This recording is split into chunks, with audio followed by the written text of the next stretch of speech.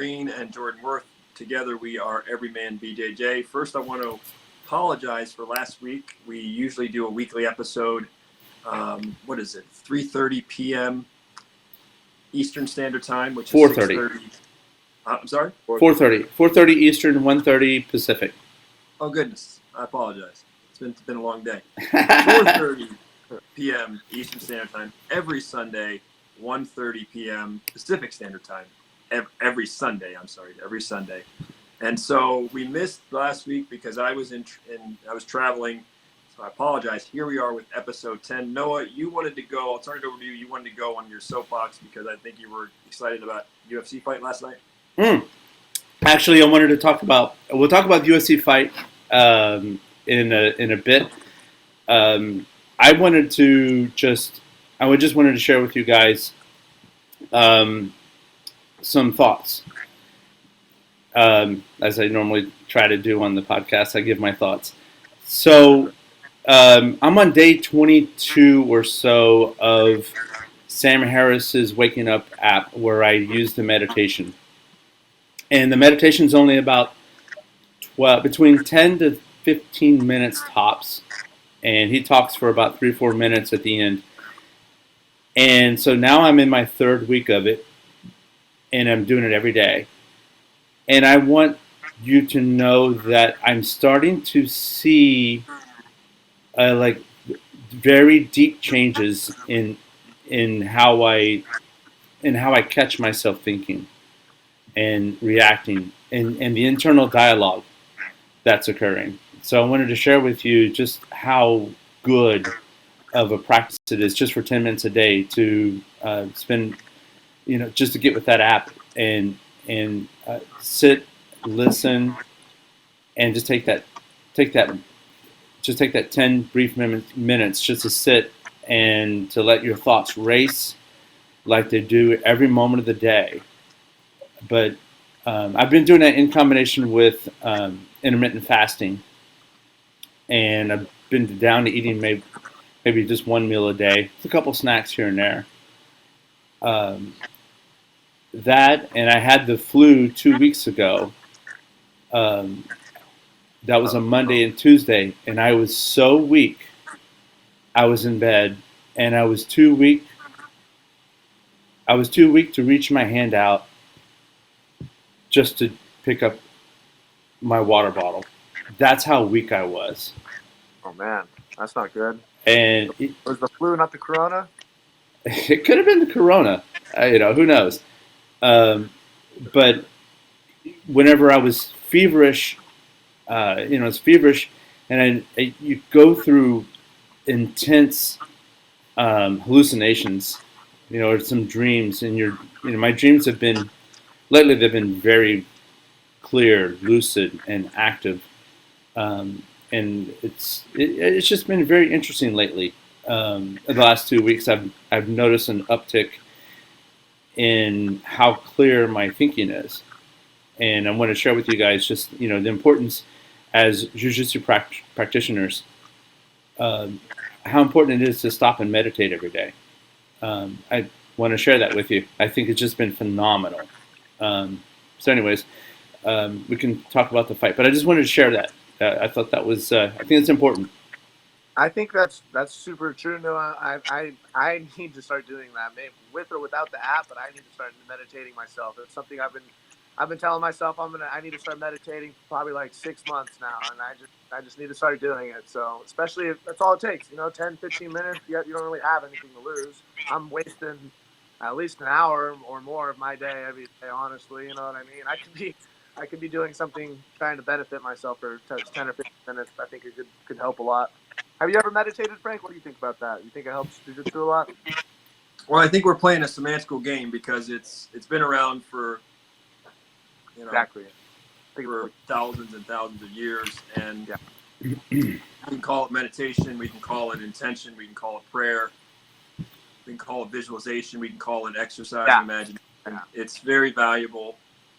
There have been a lot of people that would say that and I'm one of them, by the way. I was telling you off air earlier, Noah.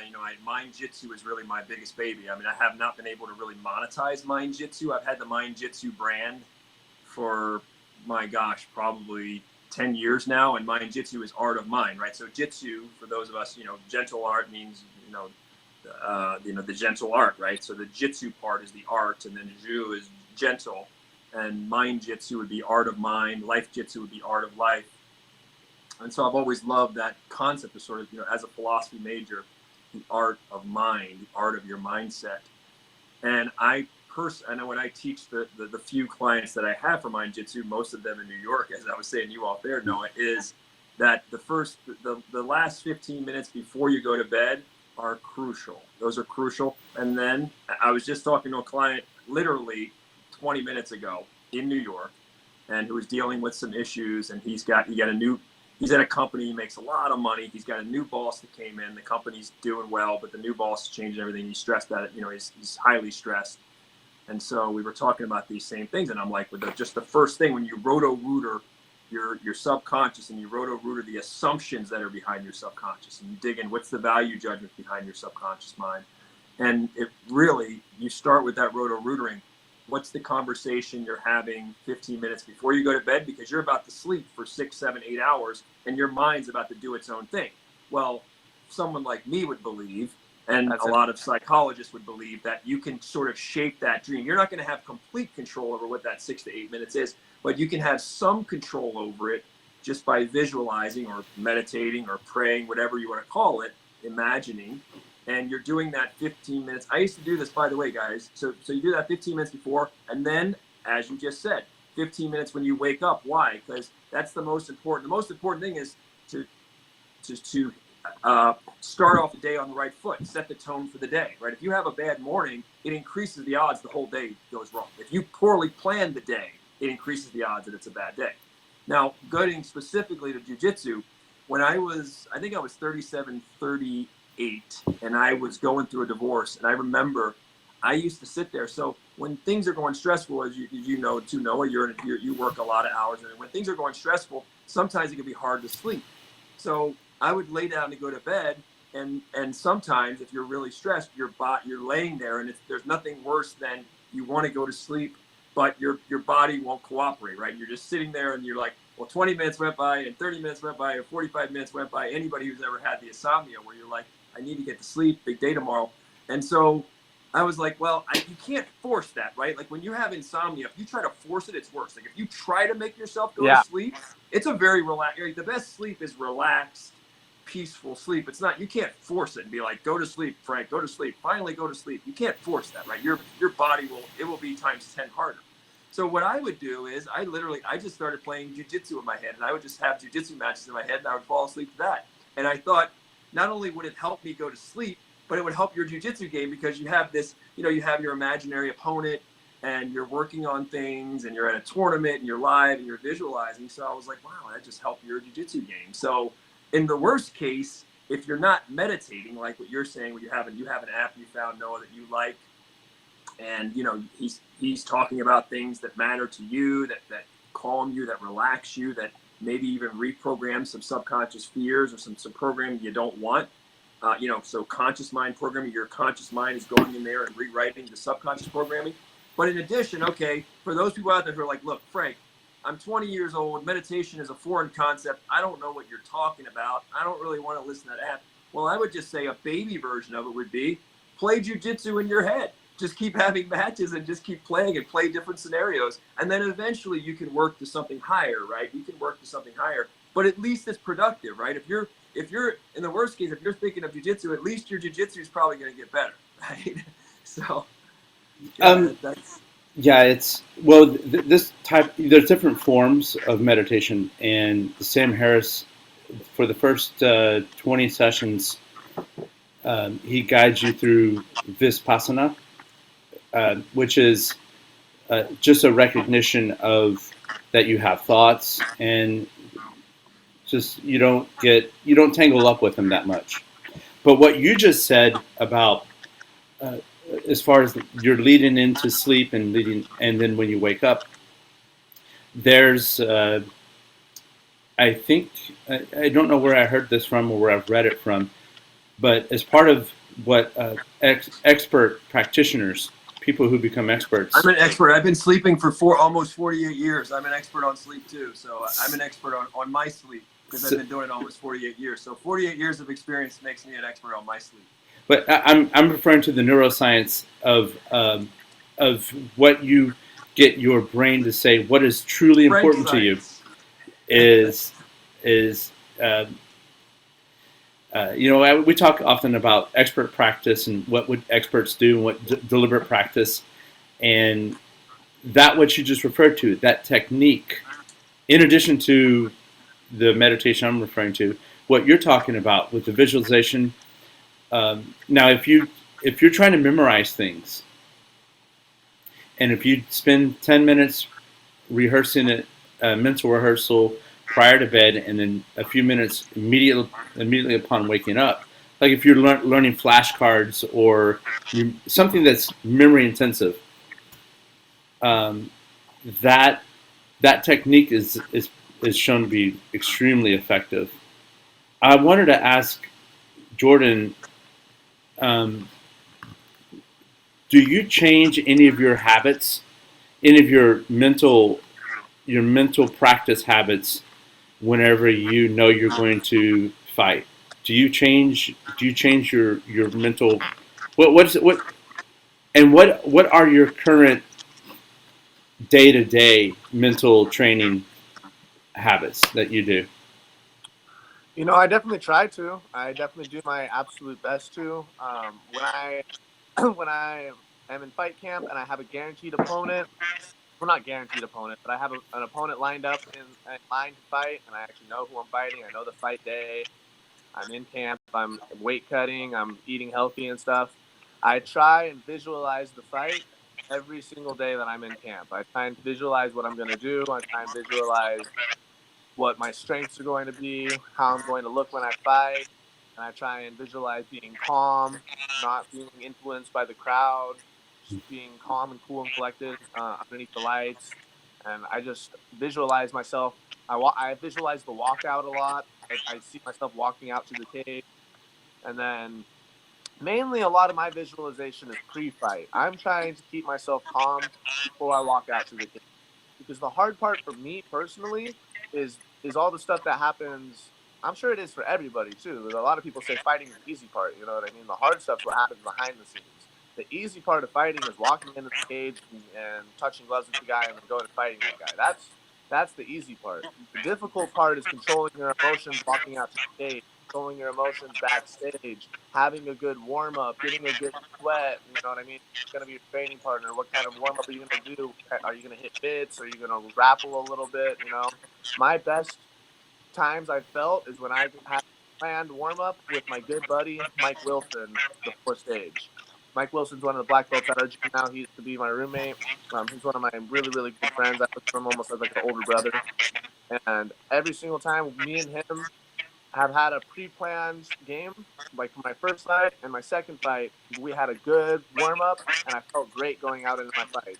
But my last fight that I just unfortunately lost, I kind of wasn't really doing all of that stuff that I needed to be doing mentally. You know what I mean? I had other life issues going on in my life that was like hindering me from being as positive or as confident as I possibly could have been pre-fight. You know what I mean? I kind of had like a cloudy So vision. I right felt a lot there. more mentally ready in my first two fights. You know what I mean? And So so in my third fight, I was just like, you know what? I don't care. I don't care. I know how to fight. Once I go in there and I get into the ring, like I'm not gonna think about all that other stuff that's been bothering me through the camp. I'm just gonna get in there, touch gloves, and I'm gonna beat this dude up because that's just what I do.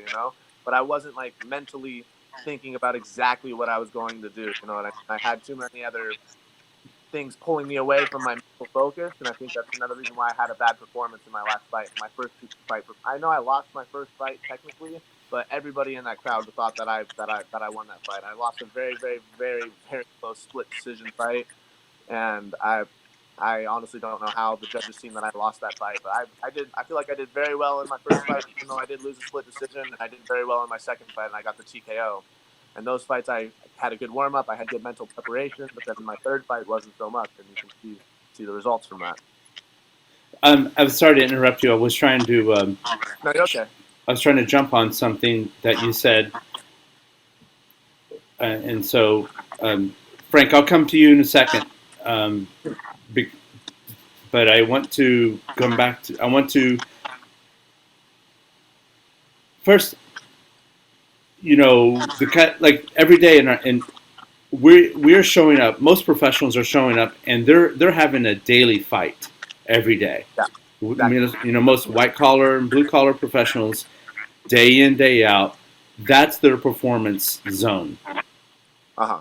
And I from this process of meditation that I've been doing, I'm noticing some of the self talk that I have. This endless repeating, this endless telling myself the same message over and over and over. Yeah. And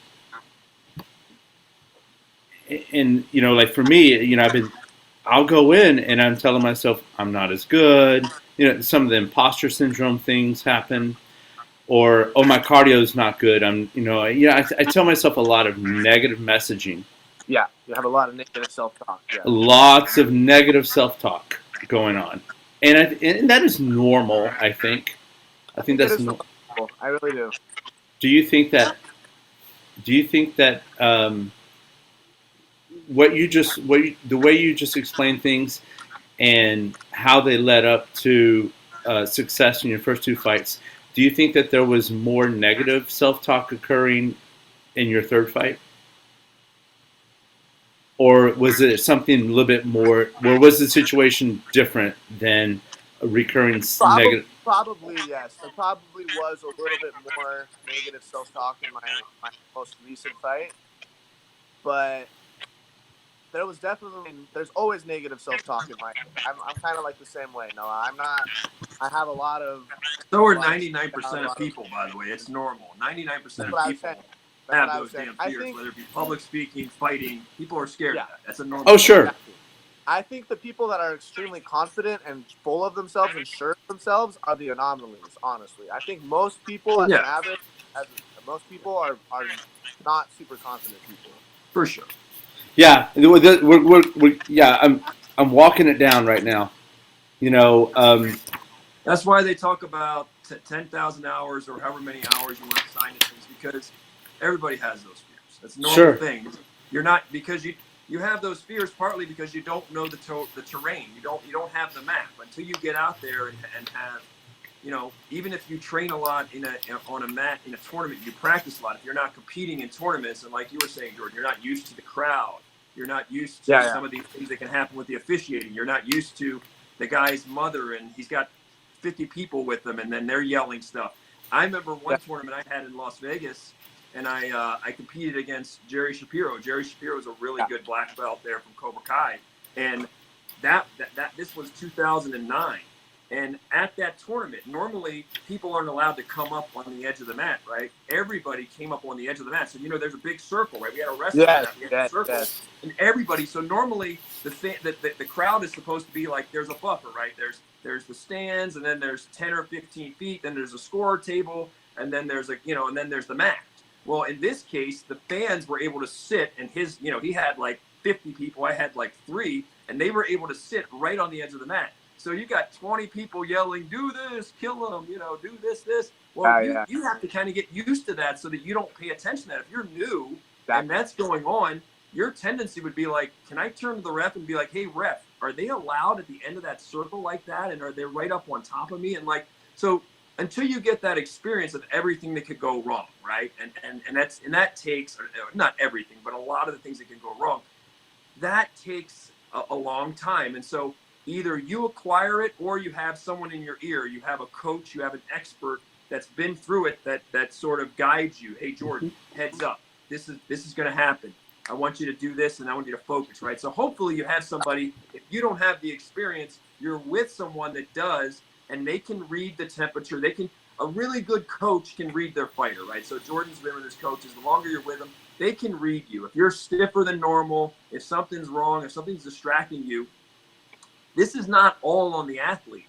A a lot of this is also on your coaches or your friends, whoever they're with you, to read you and know, hey man, like just to have that conversation of what's the one or two things that my guy's not the same tonight. Something's off or whatever. And you want, maybe the night before, you want to catch that and you want to address that. And you want to paint a picture of some more optimistic or some more empowering outcome. So it doesn't all fall. Jordan, what are you, 21, Jordan? How old are you? 23, man. I'm about to be 24. 23. He's 24 almost. Come on.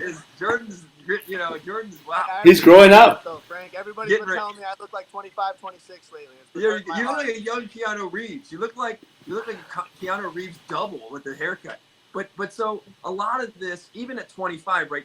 And Jordan's got a lot of experience. He's trained with some of the best in the world. He's got good coaches. But even then, you have to still lean on your coaches because he doesn't have the experience that Casey has. As good as Jordan is and as much as he can catch people, he doesn't have the experience. So you're counting on someone else that you trust, that has more expert eyes, that can read the temperature and say, hey, buddy, heads up. Or you can detect. We're all human, dude. There's nights I can say, again, I say go watch Like Water. Like Water is the documentary on Anderson Silva, right? Yeah. And go watch, before the first Chael Sonnen fight, the great Anderson Silva, when he was at his zenith, when he was pretty much looking unbeatable, and he was the man, and he was the best pound for pound. And there's a scene in there, the week of the fight with Chael Sonnen, and he's just like, Anderson Silva's like, I just want to go home. I just want to be with my family. Why do I do this? Yep. Why do I do this? Why am I even doing this? Right? And of course, he had a really tough fight with Chael Sonnen. He had a hurt rib, we found out later, and then he annihilated Chael in the second fight. But my point is, we saw it with GSP. If we could get into the brains of all of them, even jiu-jitsu people, because even if you're the best, right? Let's say you're the best guy in the world, right? You're Marcelo Garcia, you're the Mendez brothers at their zenith, or Roger. You could still have in your mind, listen, if I have to face Jordan, I know maybe I'm thinking I'm the best, but I'm thinking this guy has nothing to lose. And if I lose, what do I lose? How stupid am I going to look? Like, your brain plays tricks on you, even when you're Roger Gracie or you're elite. Your brain plays tricks when you get in those situations. Like, wow, this guy or this girl has nothing to lose. They have a style that's a little unorthodox. So this is a normal navigation, and ideally the athlete doesn't have to go it alone. They have coaches, they have relatives, maybe they have a professional like you're alluding to, Noah, that helps them through it. One other thing I want to say, though, and this is very important because this is part of the value of visualization and the value of whether you're meditating, you're visualizing it. One of the things that happens is when that fear kicks in, right? So as Jordan said, by the time you get to the cage or you get to the mat, you make that first contact, you're just ready to fight. But one of the problems is if you get too excited, what happens is if you get too excited, you have that adrenaline dump. If you come out there with too much fear, then you are going to waste so much energy. And so not only are you going to waste energy with the adrenaline dump, which is a big problem, but the other thing is it clouds judgment, right? We've talked about that last time, where misery causes mistakes, etc. Discomfort causes mistakes, and that's what you want to do. But so when you get that sort of that fight or flight, or you get too amped up, you don't control your breathing. The bigger problem is your decision making, because you're not going to see the opportunities. You're not going to play the same great speed chess game when you speeded it up because of fear, because of a fear response, because you're not totally comfortable. So to me, one of the real values of visualization, yes, it helps you to control your fight or flight. It will help your energy levels so that you don't gas prematurely. But the other thing is it's going to help that decision making, where you can be in the moment and you can see that high kick, and you can see, you don't just go and get crazy and get rock'em sock'em whatever. You still keep with an very intelligent, let your brain, when you're relaxed, your brain makes those split-second decisions we were talking about last time. The relaxed brain makes those decisions, and it makes them quicker. The tense brain, you come in there with fear, and the visualization will help you not only on the technical X's and O's, not only on the energy, conserving your energy, but it also helps you, it helps you make better decisions in the moment, because you're slowing it down, and your ability to make those split-second decisions, the relaxed mind, goes up infinitely. So that's really part of the value of visualization. A lot of people don't talk about is the value of your decision making. So you want to visualize not just X's and O's, but you want to visualize so that I'm not scared if Jordan grabbed, Jordan got me in a front headlock, or maybe I'm like, I don't like front headlocks. Well, I visualize enough that, okay, Jordan's got a great front headlock. By the way, he doesn't. People out there listening, I don't know that he does. He's dangerous in other areas, but let's say he has a great front headlock, and I'm like, oh my God, don't go anywhere near this guy's front headlock, right? Well, it would behoove you before the fight to visualize, okay, if I get trapped in a figure four with Jordan, or you get trapped in a front headlock with this guy who's really feared for that, you need to see yourself keeping your calm, keeping your wits, and extracting and getting out of that situation. That would be a really good use of visualization. Frank, honestly, I was just, I was asking these questions because I knew as part of your practice that you have with your coaching practice, that you have some go-to techniques, that you share with your clients. So it was good to have Jordan expound a bit on some things he deals with, and I wanted to interject with, open it up with how I've long wanted to have a daily meditation practice, and I just wanted to share with you the joy, the strange joy that it's been giving me lately. It is empowering me to create space where I normally would react, and I'm noticing more of that.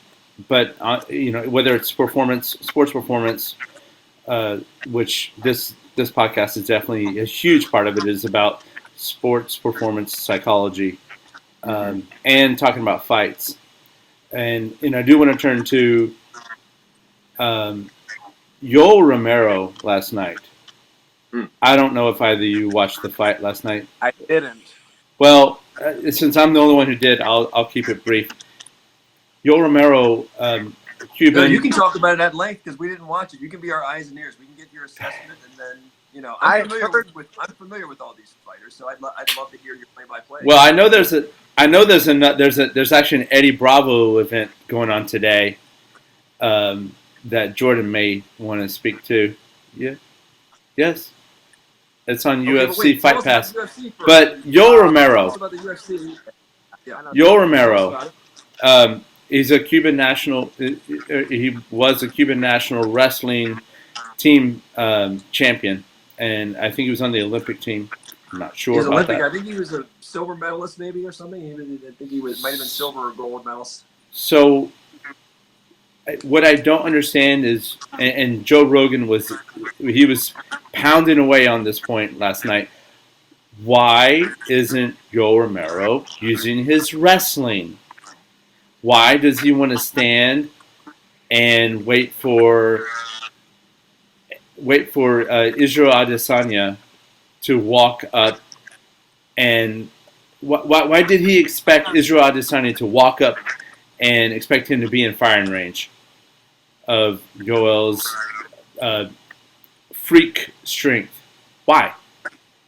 Yoel had at any time he could have taken Israel down. At any time. He didn't try at all? This was the disappointment of the night. It was a bad matchup. And Dana White said that he should have known better. He should have known better. He said it was just the ultimate fan in him to see that matchup. But now he recognizes that he should not have given in to his impulses. And Yoel could have beat him. Huh? I think Yoel could have beat him if he had good strategy.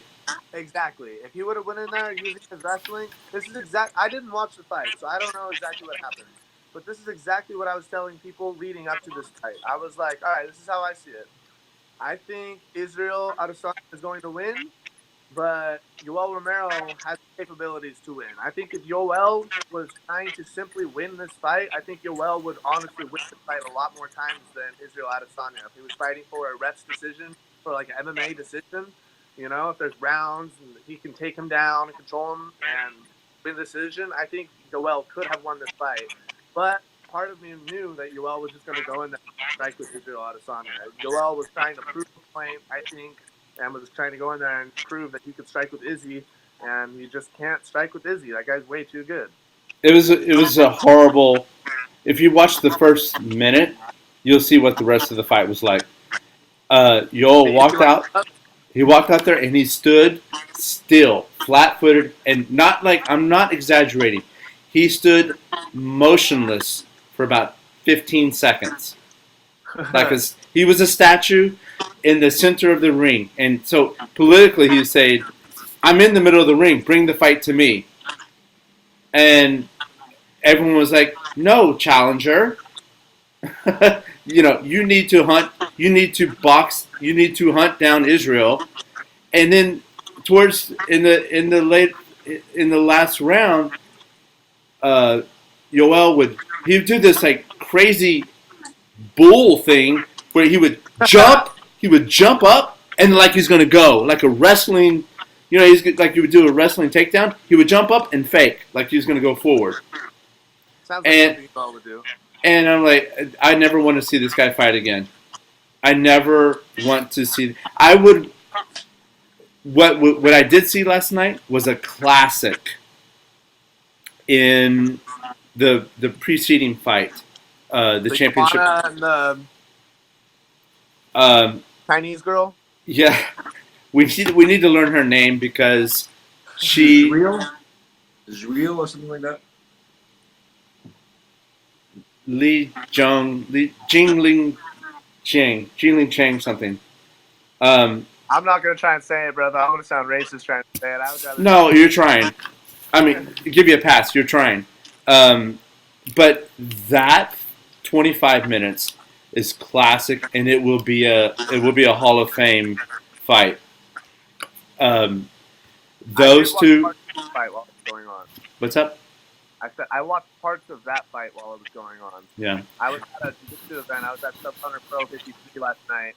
A jiu-jitsu event, Different Hunter, and my friend was watching it on his phone a little bit. So I looked over and watched a little bit of the Joanna and Champion fight. There's one thing I observed that I want to share with you guys, and one of the commentators said that Israel. Well, first of all, they have this pageantry that's taken over the UFC that looks a lot like the WWE, where they have pageantry coming out, and Tyson Fury did it, and so did Deontay Wilder, which we need to talk about again. We'll get to that one, but what I'm interested in is something you said, Jordan. Jordan, you said that you visualize all the prior to the fight, prior to the first punches for your fights. That's the most important visualization for me. What that may be most important, something that world-class athlete Israel said that he does, is he said that he was envisioning, or the commentator said that he had already thought through how he would handle himself immediately after the fight. So there's that. There's that too. Yeah. You said that the most important part was before the first punches. Is there any other mental preparation that you do? Do you give anything to what you will say or what you will think or how you behave after the fight? No. You don't? Not at all. And I don't think I ever will. Yeah. Well, that's not true. If I see myself thinking about it if I later on down the line, like if I had a fight where I know the winner of that fight is in line to fight somebody else. You know what I mean? Say I'm in line to fight. If I win this next fight, I know the winner of my next fight is going to have a title shot with the next champion. Or I'll be in line for a title shot. I'll know that I'm the best contender for the next title shot. Then if it was a fight like that, then I'll be after I win this fight, I'm gonna call out the champion. What am I gonna say when I call out the champion? Right. But other than that, thinking about how I'm gonna act and thinking about how I'm gonna say and calling somebody out, I don't know. I like to just live in the moment. I'm not you seem like a guy that plans a lot of things out. No, I don't. Same thing with you, Frank. You were oh, you have to plan your day. And in the beginning of your day, it's smart to plan your day out. I There don't are plan many athletes, probably many of the best athletes in history have not been heavy on visualization. They're just doers. There's no one way to do it. There are people that do it phenomenally. There are people that are just monkey see, monkey do. I've seen wrestlers and Yeah. they weren't too big on the visualization. Just like the NFL, you've got film study players like Tom Brady and Ray Lewis and Peyton Manning who will sit there, and Russell Wilson, and they'll analyze film like no other. And then you've just got athletes that don't watch as much film, but they're beasts on Sunday. And it's you can certainly be successful. I would encourage everyone to do it. But some people, it's just not their thing. They don't have a very vivid, their imagination doesn't work that way. They're more body intelligence than the visual side of it. So there's no one way. But I want to go to the Yoel Romero fight because it evoked a lot of things in me. I did not see the fight. But since I used to work for UFC and I have been to major marquee, hundreds of these fights, and I've watched thousands, I want to weigh in because based on reading the punch stats and what you're telling me, first of all, I'm surprised that Yoel would sit there and basically, and for the most part, abandon his wrestling. That's shocking to me. However, with a big asterisk, if you followed boxing for a long time and you followed UFC, particularly with Latin fighters, okay, there's a lot of bravado and machismo. And I'm not just, it's not exclusive, but you see it a lot where there's a lot of pride and there's a lot of the first. So when this was not two Latins, but when Usman fought Covington, great fight, right? Both of those guys can wrestle. Nobody shot. Those guys are good wrestlers. Nobody shot the whole time. Now, why? And it was unwise for both guys not to shoot. Why didn't they? Because there was so much bad blood. It was a pride thing. It was like, I'm not giving you the satisfaction. You hit me hard, I'm not going to dive in for a takedown. I'm not giving you the satisfaction. No matter how much you visualize, you're still human. These fighters, elite ones, they have a lot of pride, okay? And you live by that sword, you die by that sword. They're not the kind that just abandon their pride because the pride is part of what helps them be great. And so the pride can also get in the way. It burns both ways. And so especially I've seen it in my experience with a lot of the Latin fighters, with a lot of machismo and bravado. Yoel Romero is from Cuba and saying, listen, brother, I can knock you out. You're supposed to be the greatest thing since sliced bread with striking. Mm-hmm. I'll knock you out like I knocked out blank and blank and blank and blank.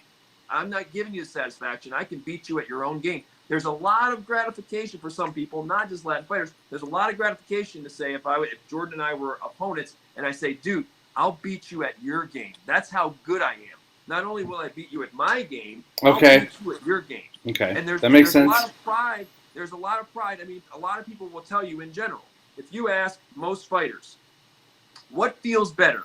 I submitted my opponent or I knocked my opponent out. If there's bad blood, okay, if there's bad blood, most are going to tell you which one made you feel better to shut that guy up. It's not choking him out in general. Even regular people who don't train jiu-jitsu, if you ask them, what would they want to do? Like, what do they say? Nobody says, man, that guy's a jerk. I'd love to armbar him. They say, I'd like to punch him in the face. People say that. They get upset with somebody. That's the image people have, which is, no, choking the guy or armbarring him and then the ref stopping it lets him off easy. Hitting him with ground and pound and making him pay and slicing him up, a lot of guys take a lot more pride in that. So there's a lot that can go on in a guy's psychology where you say, wow, again, maybe too emotional, right? Yoel is an emotional guy and just saying, look, I'll beat you at your own game. I'm better than you. I hit harder than you. It is a surprise to me, but I can say this. I've seen it tons of times. You see it in UFC where a lot of wrestlers come along and then they become boxers. Johnny Hendricks, right, who I love, great guy, but they abandon their wrestling. There's so many of them. They abandon their wrestling. Even Tyron Woodley, they become strikers and they abandon their wrestling. You're like, where's your wrestling, right? So that's to that point. This is not actually that unusual. Usman and Covington did it. That makes perfect sense what you're saying. Now, by the way, let's go to the Jiu, however you pronounce her name. I want to say this, and I spent 3 weeks in China doing seminars. I loved my experience over there in Beijing with the Beijing Sports University, and I can say what she is doing. And I did not see the fight, but I saw the punch stats, which are ridiculous. Like, yes. If you're a fight fan and you look at the output. I mean, I was just following that on ESPN. I was like, oh my goodness, I missed a great one, right? That's one of those where you kick yourself. You're like, why didn't I watch that fight? Mm-hmm. I was like, those punch chart, the punch stats, 500 punches each. Like, that's just off the charts. You know, that pace is insane. But what she's done, I think very highly of Joanna J. What she has done is amazing in a country where, you know, they don't have anywhere near the level of martial arts jiu-jitsu. For her to do that, you know, we see people coming out of Australia and they're winning titles now, and they're only 20 million, and that's really impressive. But to come out of China, yes, they have 1.3 billion people, but they're just not, it's not a hotbed for the training. It's not a mecca. What she is doing is amazing and incredible, especially coming from a country not known for that, not known for the cage fighting thing, right? They're not known for that, even though they have a great martial arts tradition from years back. Modern day, they're not known for that. For her to come there and to be the best, and this fighting spirit she shows, she's phenomenal. And I wouldn't be surprised if she's probably one of the three most popular athletes in China. You got Yao Ming. I wouldn't be surprised. I mean, she's got to be a national. She's a national treasure for them. Yeah. I mean, 1,300,000,000. That's a lot of people. Thank you, Frank, for your analysis, because that's spot on. And Jordan, you know, you're just a different personality type for the planning and, you know, and how you approach things professionally. I don't really plan anything throughout my life. Visualization. I was talking about planning things out more than visualization right there too, Frank. I was like, because I do visualize, but I was specifically talking about planning things out. I think some people are planners. I think some people like to have like a checklist and a plan of things to do, and then some people are just free and they just like to go and live and then do things as they do. You know what I mean? So that's what I was talking about right there. But you are also an amateur fighter, and you do exercise. You say that's good. That's good talk. That, you know, I just live off the cuff. But I would tell you that you do more focused planning than I do, because that's what's made you a terrific threat on the ground with your jiu-jitsu. You know, you do a lot of planning. It's just because, so it's just what you plan is to, you know, for me, I mean, I plan, you know, everything. I probably plan less on my entertainment or my hobbies than I do my professional life. So it's just a natural strength of mine, you know, to plan out things. I wish I did. I wish I planned better. I honestly wish I could. But when I have a whole plan and I have a checklist, like, okay, 1 to 3 I'm doing this, and then 2 to 5 I'm doing this, and then 5 to 7 I'm doing this. I wake up stressed out, dude. I'm like, oh man, like I gotta do this and this and this and this. Like, I can't do that, man. Like, I just gotta live, dude. I just gotta, like, all right, I'll get it done when I get it done, man. Like, if I've got like a mandate, like, dude, this is what I'm doing today. I'm stressed out, man. I don't live like that either, though. Yeah. I don't have. I woke up and I looked at my phone and it was 11:15, but I was up till 3 something watching the UFC. So, you know, and then we had the time change. So we did have the time change. That's right. That's why Frank. Bro, we all have black on today. By the way, we have every haircut in the world represented, every possible. We're all rocking the black, which is interesting. Sure. I want to also say there's another fighter that came back from WADA suspension, and I didn't know him before, but his hairstyle, O'Malley? Not during the fight, but Sean Sugar O'Malley. Yep. O'Malley. I want to beat him up. Do you have that sentiment? I want to beat that dude up. Yeah. I'm okay. Going to beat that dude up. You want to beat him up? I'm going to beat him up. It's just a matter of time. Okay. He had a great fight. So, how would you beat him up? My jiu-jitsu is way better than his. I feel like I hit harder than him. I'm bigger than him. Are you in the same weight class? When I fight at 45 right now, but that's just because I'm amateur. When I go pro, I've already made I know I have to go 35. I either have to bulk up and continue at 45, or I have to cut down and go to 35. And I don't want to bulk, so I'm just going to cut to 35. Are you going to wear the High Rollers shirt into the octagon? Yes, sir. I smoke more weed than Sean O'Malley. I'm better than Sean O'Malley everywhere. Sean O'Malley can't handle me. I'm better at video games than Sean O'Malley. Sean O'Malley stole my whole swagger. I was supposed to be famous before him.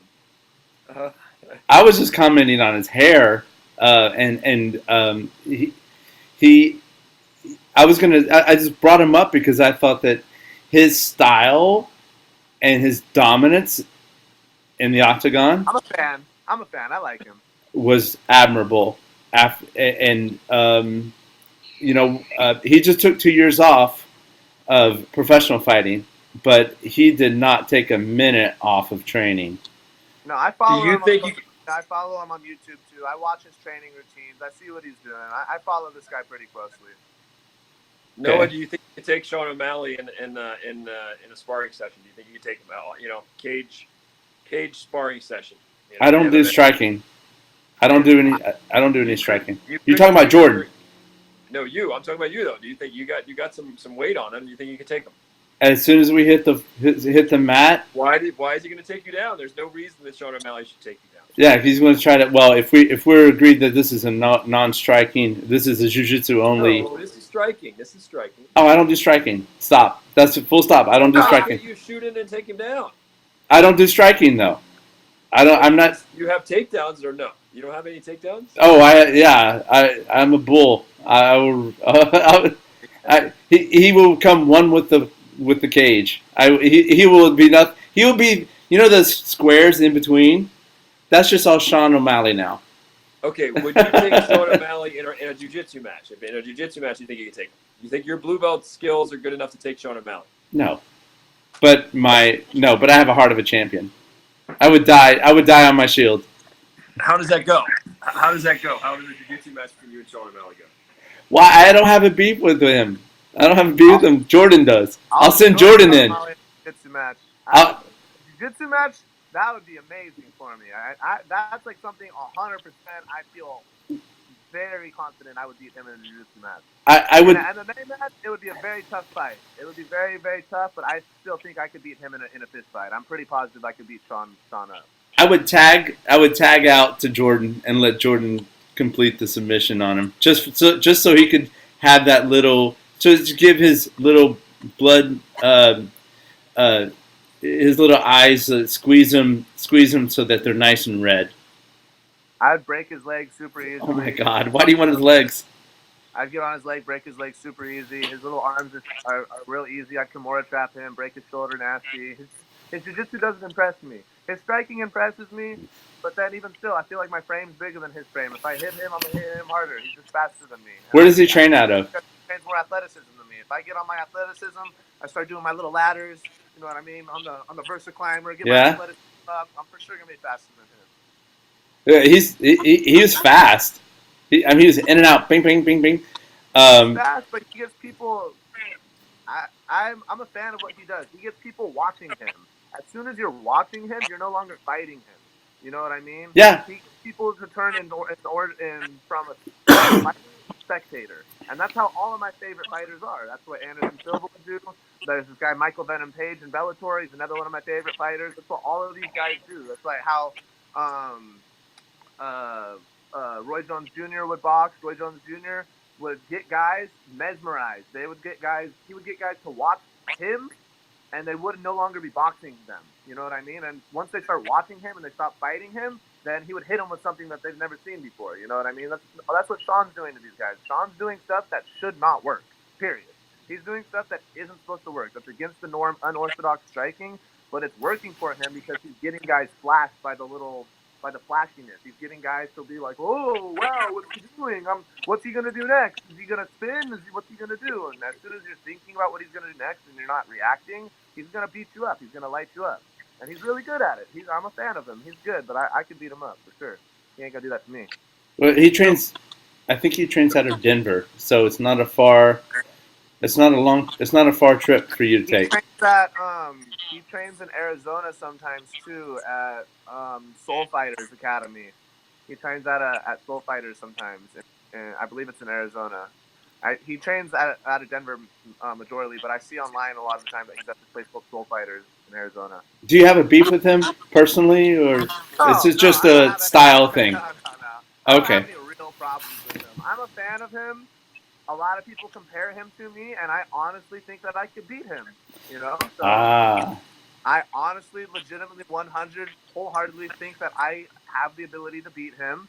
And he's that's at how a fighter, and that is how a fighter is supposed to think. Nobody should Exactly. condemn you for thinking that, because that's what makes the fight world go round. Competitive people that look at someone, you might respect them, but you say, you know what, I think I'd beat him. And that's the challenge that people put in front of themselves, and that's how a fighter thinks. A fighter always thinks, dude, I could beat him. That's how you're supposed to think. Maybe If somebody doesn't think like that, they shouldn't be a fighter, by the way. Really quick, though, let me go to another point, because you said something. You said, you're not big into visualization, blah, blah, blah. And so it is important to note that you have people that go home and before they sleep, or they'll visualize, or when they're driving their car, they're visualizing, and they're walking, hiking, they're visualizing. Yeah. So you were saying, I no, am big I'm making a comment. I'm actually in support of what you were saying. So what I'm saying is there are a lot of athletes who do what I would call active visualization, where they're intentionally driving their car, or they're going to go to bed, they're playing jiu-jitsu in their head, or they're hiking, or they're cycling, and they're thinking, they're visualizing it, or they're watching tape like a Mikey Moose match rewinding. And that is more of an active visualization. However, there are a lot in the category where you're talking about, and their visualization simply comes from the repetition on the mat. Every time we roll, like you and I would go, if you're training 2-3 times a day, those are mental visualizations. They are creating a visual in the brain, because I'm in front of Jordan and I'm paying attention to, oh, he's moving his knee like that. So those are mental repetitions, right? They're just live instead of imagined, and they are very valuable. You get someone like a Marcelo Garcia, who maybe didn't do a lot of visualization, but their mat time, their thousands of hours of mat time, are such that it amounts to visualization, because someone spent so many hours on the mat. That is just as valid as somebody who might train once a day, but they watch video and they're playing in their head. Well, some people are, like in Brazil, they're living in that gym, so they're training 5-6 hours a day. Well, that's akin to the visualization. So who's on you're the talking field. In my eyes, you're talking about two different types of visual, but not necessarily two different types. No. But what I am saying though, yes, I am saying what I am describing. One is a de facto visualization, where it's not considered visualization, but someone like me would de facto consider it. In other words, it gives someone the same benefits as an active visualization. I'm not saying it's visualization. I'm saying it's what I would consider a de facto visualization, where it's just as effective, if not more. And there's one other point to mention on the point of that, and that is that someone can be this great visualizer, right? They're trying to mastermind. They're visualizing situations, so they're not afraid of things. They're playing ABCD. They're playing scenarios in their head, and they can do all of that. And that person could very easily lose to somebody who doesn't do a lot of visualization for these reasons. One would be that the other person, there's a lot of other factors. There's the battle of faith, which is you have some athletes, like let's say an Andre Galbao or the Mendez brothers, they're very religious, or Checha, and they don't overthink things a lot of times. They're just like, look, I got my practice in. I practice a lot. I'm very confident. And they're going to show up really confident, and they're going to be on autopilot, and their brain's going to make decisions. You have somebody else who visualizes a lot. God wants them to win. Right. So you have somebody else who visualizes a lot, but they're a high nervous energy person, right? They're high nerves. And that person who is high nerves, and their brain is not going to work the same, even though they visualized a lot. But because they don't have the same faith, they're not in the moment, they're not as relaxed, they're not going to make the great decisions. So you have a lot of people out there who don't visualize a lot, who will crush people who do, because they just have more faith in the moment. They have more relaxation in the moment, or they just they live practice more. So there are a lot of different variables in that. So I'm afraid of visualization. What I was trying to touch base on, Frank, when I was saying that there's two different, in my eyes, there's two different things, two different types of visualization, almost, what you're saying. So the two different types that you were talking about, yes, for sure. But I was talking about the simple, only mental aspect. There was two different types in my head, right? So, and in my head, I don't do a lot of the mental visualization that you're talking about, Frank, where I actually visualize the mat. I visualize jiu-jitsu. I play jiu-jitsu in my head. I don't do a lot of visualization like that in my head. Right. But the Right. Agreed. visualization that I do in my head is I visualize myself how it will feel after I win. I visualize myself how it will feel before I walk out. I visualize myself more on the emotional aspect than the physical aspect. That's like I visualize what it's going to look like with the medal in my hand. What I'm going to look. I'm going to visualize what I'm going to look like on the podium. I'm going to visualize how it's going to feel after I win. I'm going to focus on nothing but winning. I'm going to see nothing but success. That's like the law of attraction and like visualization like that. Whereas that's what I was talking about. I do a lot of that. Whereas people call like the law, almost like the law of attraction, where like you're visualizing the desired outcome that you want. But then there's also visualization where you can actually visualize the event as it's transpiring and all the different possibilities. I don't really do that one. I don't really visualize like all right, like how's the match gonna go, this, that, the other. You know what I mean? I more visualize like Conor McGregor would talk about when he was extremely poor and he was driving around his beater car with his girlfriend that was breaking down, and then in like the slums of Ireland, and he was imagining himself driving around the beaches of California and Beverly Hills with his hands on a nice BMW wheel, and he's imagining his car as a very, very rich car, even though his car is all poor. He's in a terrible part of town. He's imagining that he's in a rich part of town. That's the type of visualization that I was talking about, where I feel like it's a little bit different than actually like visualizing yourself do jiu-jitsu and visualizing yourself in the match. You know what I'm saying? They're both visualization, but they're different types in my head. And I do the law of attraction type of one, where I'm saying where I imagine what I want. I don't necessarily imagine the match per se, but I imagine like exactly what I want out of the match. You get what I'm trying to tell you? So, I understand what you're saying. Yeah. And there's a couple of ways to talk about that.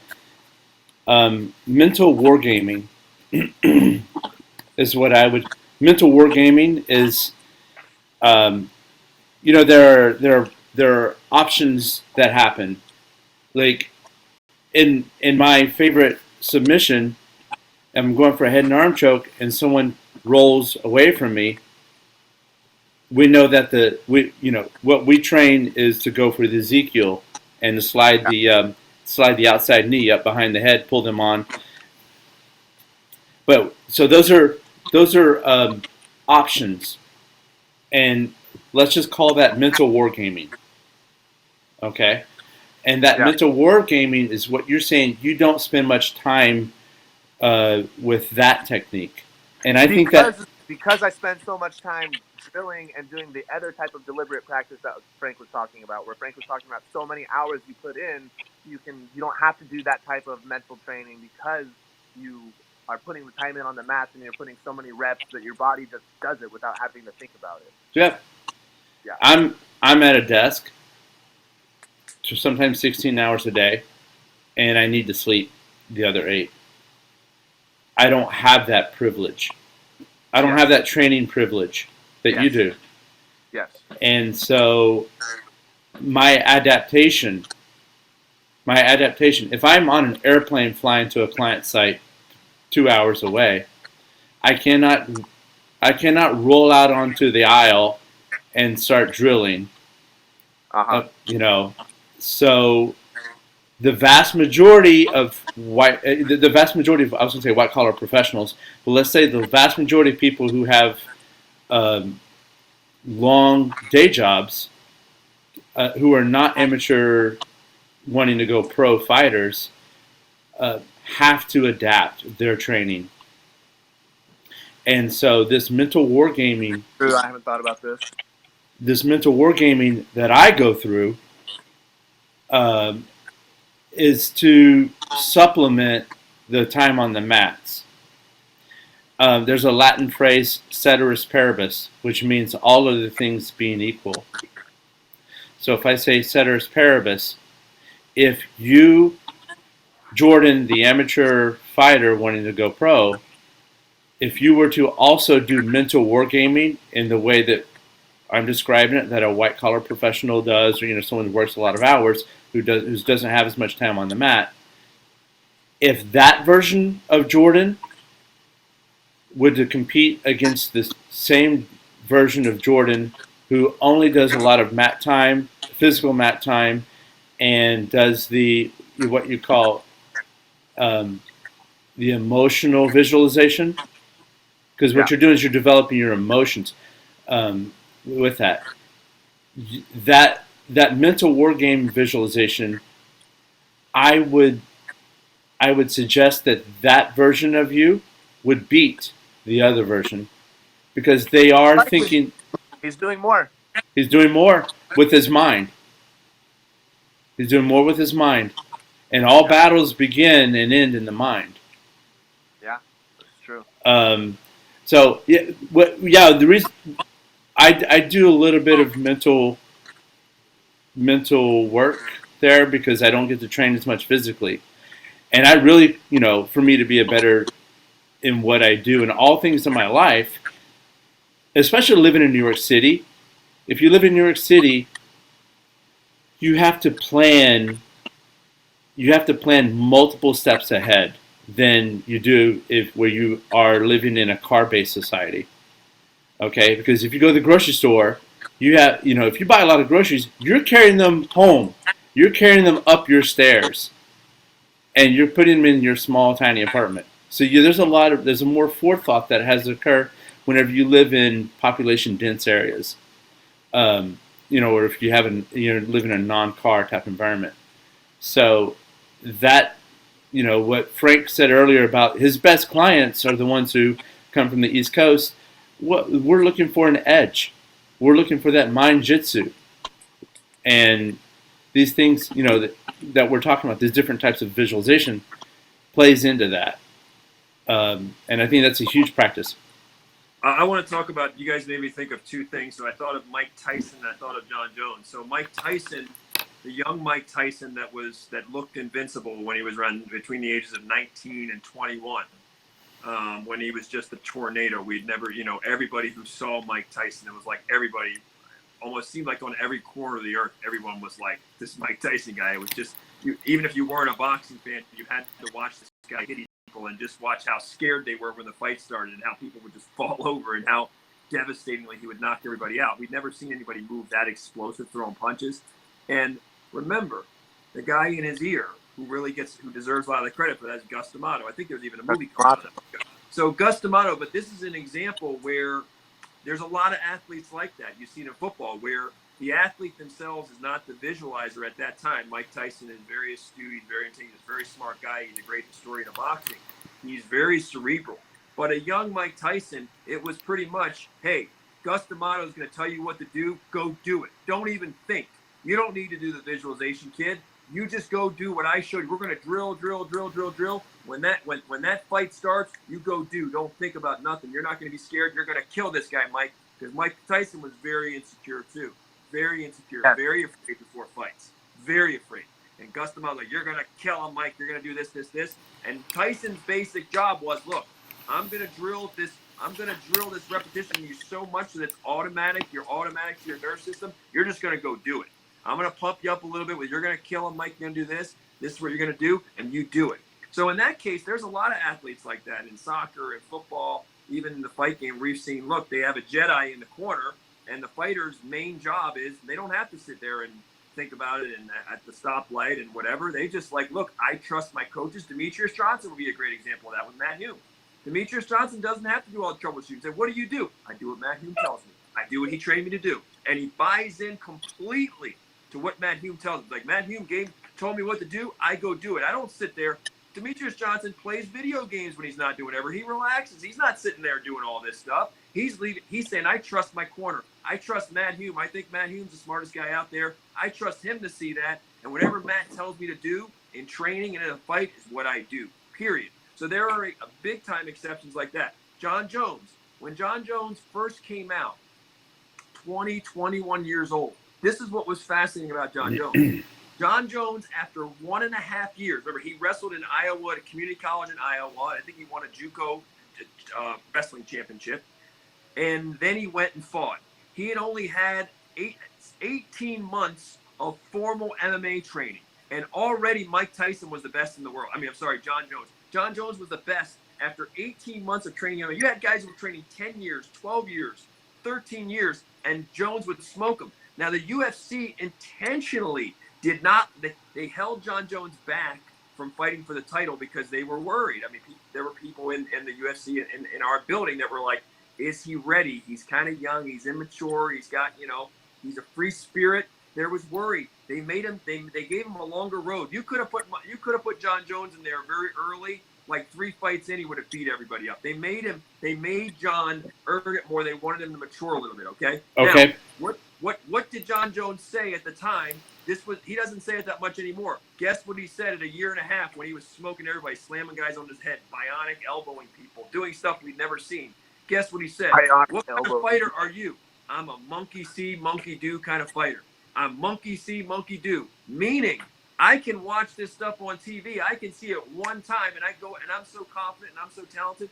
I can just see somebody else do it, and I'll do it in a fight, and I don't even need to drill it that much. There are those kind of athletes out there. I had Annalyn Molina, who's a blue belt of mine, who's my niece. Same thing. BJ Penn was like that. Even though he didn't have the work ethic, he didn't have the discipline, but you could show BJ Penn something one time, he could see someone else do it, and he's doing it. And you're like, wait, BJ, we're supposed to show you all the hidden details. Oh, no, I saw it. Monkey see, monkey do. There are special athletes like that. Fredson Pichal. There are special athletes like that. You just show them Mike Tyson, and they just do it. And they don't need to hyper-analyze it the way that we do because their body intelligence is so high and their confidence is so high and their confidence in their coach is so high, they'll just say, boom, I'll do it. Now, that's not the norm, but I've seen a lot of phenomenal athletes that are like that where they're just like John Jones, monkey see, monkey do. Hey, John, you're supposed to have 5 years of 10 years of this training and all these repetitions. Nah, I saw the video. I know how to do that.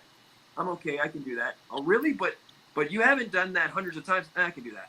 And I'll do it in a live fight and beat world-class fighters with it. BJ Penn was like that early on. So that, we call people like that phenoms. That's why they called BJ Penn the phenom in his early years, the phenom.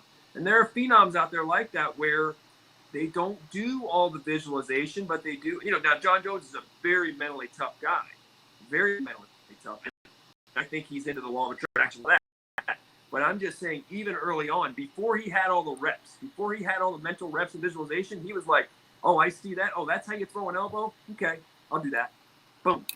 And the thing about John Jones, puts John Jones over the top. His confidence, his mental toughness, his ability to monkey see, monkey do. You show him it once or twice or whatever. And the other thing is he's unpredictable. That's part of the reason he's been the best for so long is it's hard to game plan. You were talking about Yoel Romero. Even though Yoel didn't use his wrestling, right? Stupid, just that makes no sense. But even then, it's not hard to prepare for Yoel Romero because he's sort of the boxer wrestler, right? He's got some ground and pound. He's a boxer wrestler.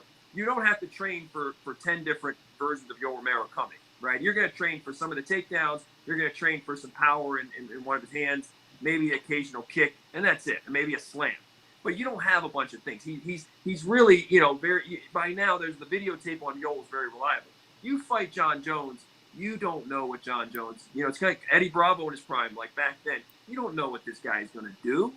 You don't know. That unpredictability makes a lot of psychological pressure on the opponent because I don't think John Jones knows what he's going to do sometimes in the fight. He's just so in the moment. He's so relaxed. He's so confident. It's like, yeah, I'll start throwing this kick, and I didn't even work on it that much in camp.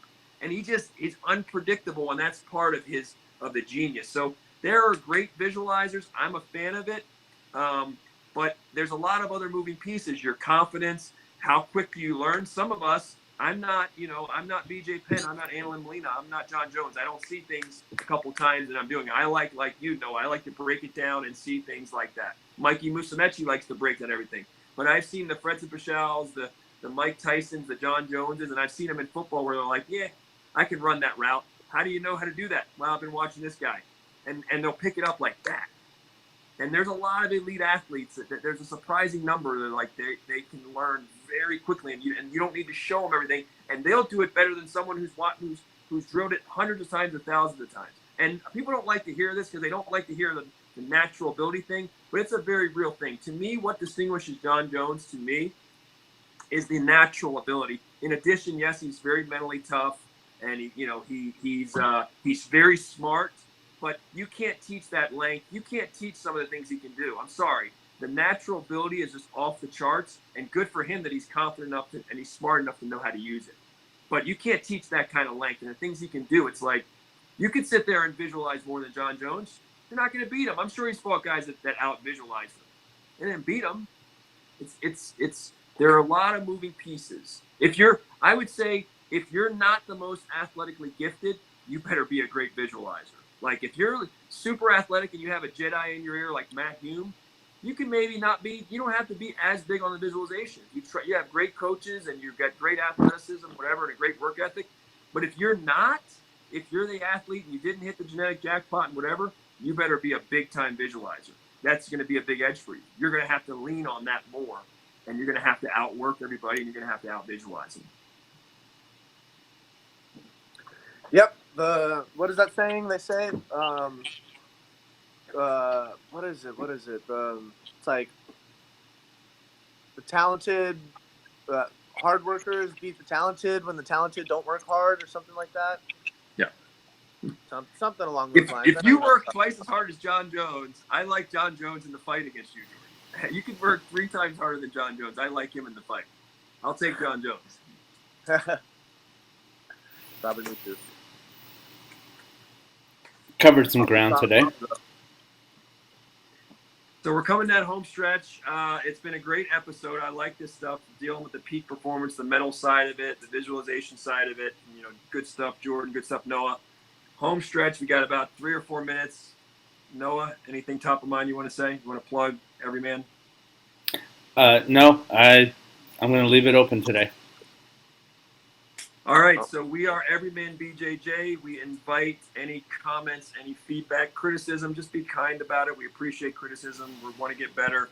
We're putting more and more resources in this to get good. If you have any comments, feedback, positive criticism, it's everymanbjj@gmail.com. And again, Everyman is a reference to sort of Shakespeare. We're including every man and woman. We're big time in the women. The best fight of this last week was the women. The women fight with so much valor. So we're big time fans. Hopefully we have a lot of women viewers that participate and like what we're doing. I'm Frank Forza. This is my good friend Noah Green out in Mr. Manhattan. And this is my good friend Jordan Worth, 10th Planet, Brown Belt Extraordinaire. And until next time, next Sunday, every Sunday at 4:30 p.m. Eastern Standard Time and 1:30 p.m. Pacific Standard Time. We'll see you next week for Everyman BJJ episode 11. Thank you so much. Awesome. Coming for you, Sean and Molly. See you guys later. All right.